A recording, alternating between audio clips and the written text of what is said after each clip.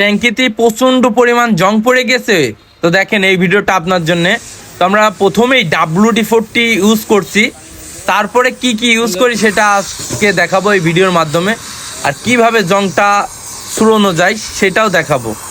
তো দেখতে পাচ্ছেন প্রথমে এই WD-40 ইউজ করছি, আর এটা মারার আধা ঘন্টা পরে আমরা ভিতরে হালকা তেল দিয়ে তারপরে ঝাঁকিয়ে সুন্দর করে ওয়াশ করে আবার WD-40 দেব।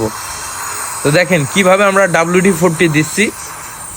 ভিতরে এত পরিমাণ জং, তো WD-40 না দিলে আপনার বেরো হবে না। দেখেন হালকা তেল দিয়ে দিচ্ছি WD-40 সাথে, দিয়ে আমরা ঝাঁকাচ্ছি। দেখেন আর এই দুইটা গাড়িরই একই অবস্থা। দেখেন এ একটা ট্যাঙ্কি আর এই একটা ট্যাঙ্কি, দুটাই ট্যাঙ্কিরই অবস্থা খারাপ। দুটোই পালসার, একটা সিঙ্গেল ডিস্ক একটা ডবল ডিস্ক। আর এই WD-40 দিয়ে আমরা সুন্দর করে ওয়াশ করে দিচ্ছি।